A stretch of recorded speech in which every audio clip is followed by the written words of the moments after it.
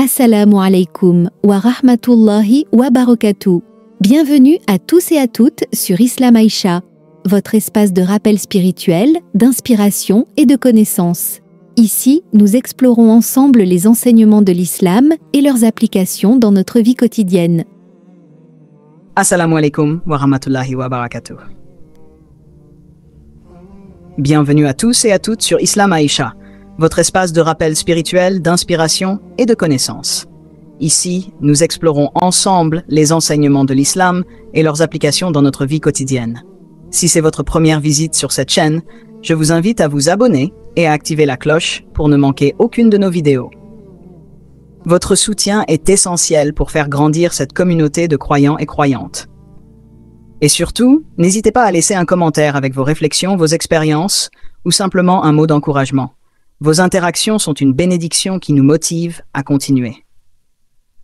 Aujourd'hui, nous allons parler d'un sujet essentiel et profond, la solitude dans l'islam.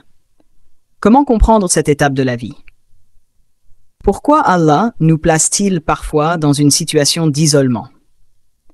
Et comment transformer cette solitude en une opportunité de croissance spirituelle et personnelle?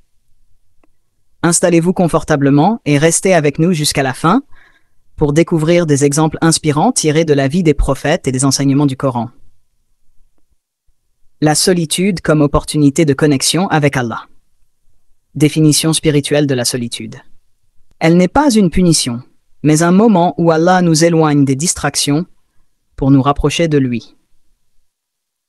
Exemple du prophète Mohammed, paix et bénédiction sur lui, sa retraite dans la grotte de Hira avant la révélation. Cette solitude lui a permis de méditer, de réfléchir et de se préparer à sa mission prophétique. Rappel pratique, utilisez votre solitude pour prier, méditer, lire le Coran ou faire du dhikr.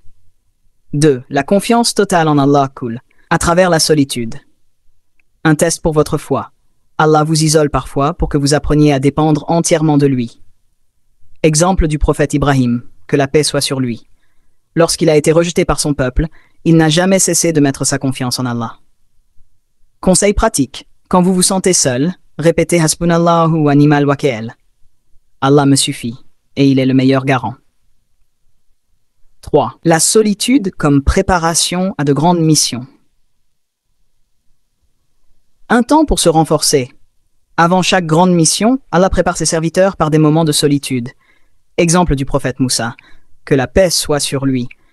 Son exil dans le désert de Madian avant de recevoir la révélation et d'être envoyé pour libérer les Bani Israël. Rappel pratique. Considérez votre solitude comme une étape d'entraînement spirituel et mental.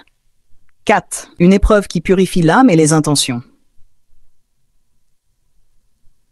L'introspection. Dans la solitude, nous avons l'opportunité de réfléchir à nos actions et de purifier nos intentions. Exemple du prophète Youssef, que la paix soit sur lui. Son temps en prison lui a permis de se rapprocher d'Allah et de montrer une foi inébranlable.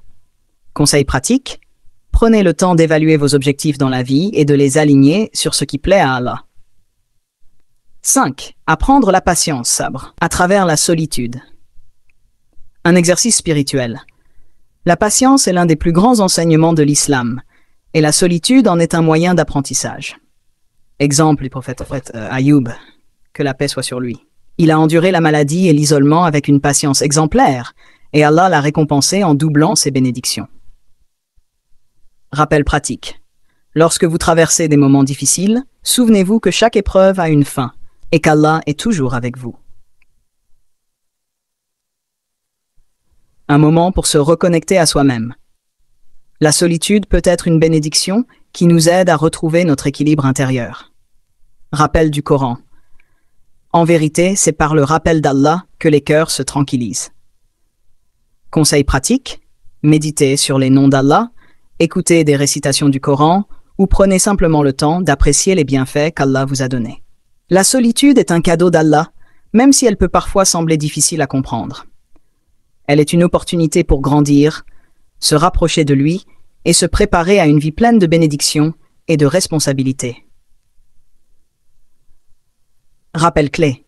Ne vous sentez jamais abandonné. Allah dit dans le Coran, ne désespérez pas de la miséricorde d'Allah. Sourate Nasr 53.